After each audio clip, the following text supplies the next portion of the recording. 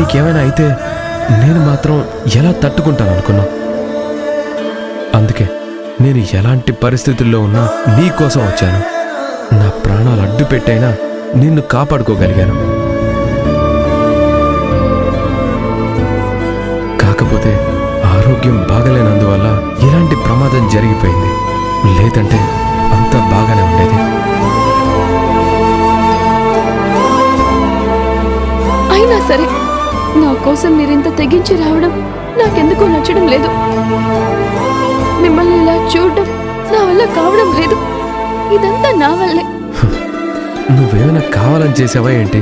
నువ్వు నా కోసం, మన కుటుంబం కోసం ఎంత చేస్తున్నావు? ఆహర్నిశలు కష్టపడుతూనే ఉన్నావు. అలాంటి నిన్ను కాపాడుకోవడం నా బాధ్యత కదా. నీకు ప్రమాదం అని తెలిసా కూడా తప్పించుకొని చోద్యం చూస్తూ ఉండాలా? అయినా అంతా నీ వల్లే అని ఎందుకు అనుకుంటున్నావు? అంతా చేసింది ఆ కనిష్క, ఆ రాక్షసి. దీనంతటికీ కారణమైన ఆ కనిష్కని అస్సలు వదిలిపెట్టను. మిమ్మల్ని ఈ పరిస్థితికి తీసుకొచ్చిన దాని అంత చూస్తాను. నన్ను ఆవేశపడద్దని చెప్పి నువ్వు ఆవేశపడుతున్నావు. నన్ను కోపం తెచ్చుకోవద్దని చెప్పి నువ్వు కోపంగా మాట్లాడుతున్నావు. ఏం చేయను రాహుల్ బాబు. ఆ కనిష్క చేసిన పనికి నీకింత ప్రమాదం జరిగితే నాకు బాధగా ఉంటుంది కదా, కోపం వస్తుంది కదా. నన్నొక్క మాట అంటే తట్టుకోలేక కనిష్కని కొట్టావు. నువ్వు కొడితే తట్టుకోలేక ఆ రాక్షసి ఏకంగా చంపాలని చూసింది. కోపం వల్ల ఎంత ప్రమాదమో నాకిప్పుడే అర్థమైంది. అది కాదు రాహుల్ బాబు. అది ఇది ఏది కాదు. ముందు నువ్వు ప్రశాంతంగా ఉండు. నాకదే చాలు. నీ కంటిరే పక్కలనే కన్నీటిలోన కాదనే నీ గుండెలోన సడినే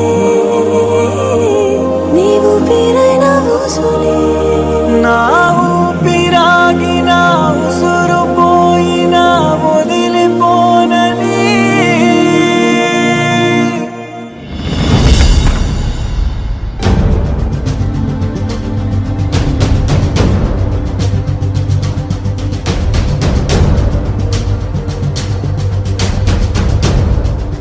లక్ష్మి, ఏంటి అలా వచ్చేసావు? ఏం లేదన్నయ్య, లోపల ఊపిరాడట్లేదు. నేను కూడా వాళ్ళకి ప్రైవసీ ఇద్దామని వచ్చేసాను.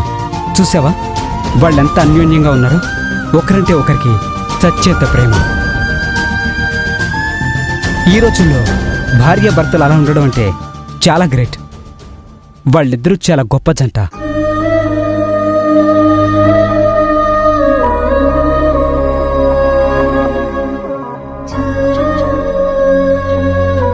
చూడు, చక్కని జంట.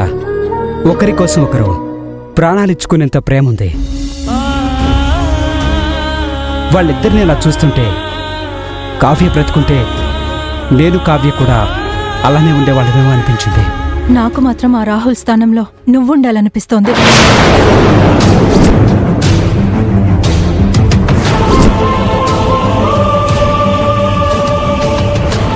కావ్య స్థానంలో అభి నాకు వదిలిగా కావాలనిపిస్తోంది.